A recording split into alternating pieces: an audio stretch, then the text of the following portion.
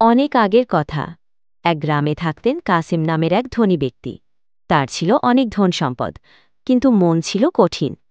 দরিদ্রদের দিকে তিনি কখনো সহানুভূতির চোখে তাকাতেন না। তিনি মনে করতেন, আমি ধনী হয়েছি পরিশ্রম করে। তার বিশ্বাস ছিল, তিনি সবই নিজে অর্জন করেছেন, এই সম্পদের উপর কারও কোনো অধিকার নেই। পেশায় ছিলেন তিনি একজন ব্যবসায়ী। তার ব্যবসা খুব ভালো চলত। কিন্তু একদিন তার ব্যবসায় নেমে এলো ধস। একের পর এক ক্ষতি, আর সম্পদও ধীরে ধীরে কমে যেতে লাগল। দিশাহারা কাসিম পড়ে গেল দুশ্চিন্তায়। পরামর্শ নিতে গেলেন গ্রামের এক জ্ঞানী আলিমের কাছে। কাসিম হুজুরকে সব খুলে বললেন। আলিম শান্ত কণ্ঠে বললেন, হে কাসিম, আপনার সম্পদে বরকতের অভাব হয়েছে। বরকত ফিরে পেতে হলে আপনাকে দানশীল হতে হবে। আল্লাহ দানকারীদের ভালোবাসেন। কাসেম বললেন, কিন্তু হুজুর, আমার তো এখন খুব খারাপ অবস্থা। হুজুর বললেন, দান মানে বড় অঙ্ক নয়। এক দিরহামও যদি আপনি বিশুদ্ধ নিয়তে দেন, তাও আল্লাহর কাছে অনেক বড়। কাসেম বাড়ি ফিরে এলেন। সে রাতেই দরজায় কড়া নাড়ল এক দরিদ্র প্রতিবেশী। তার পরিবার না খেয়ে আছে।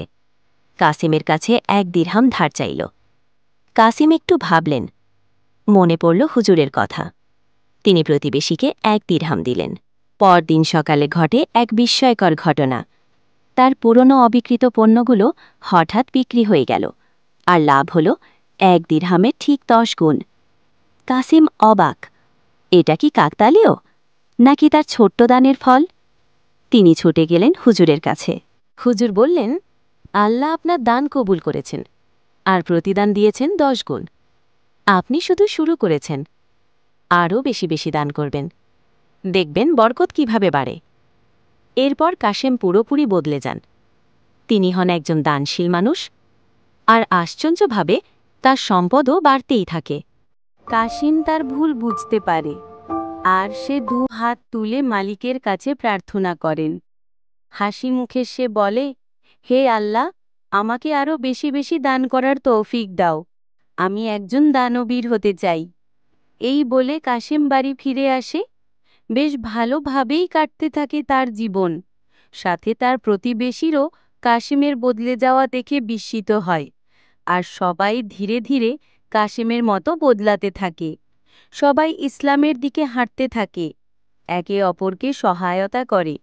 গ্রামে বইতে থাকে শান্তির বাতাস। আসুন, আমরাও আমাদের প্রতিবেশীর পাশে দাঁড়াই, আমাদের দানের হাতটা বড় করি।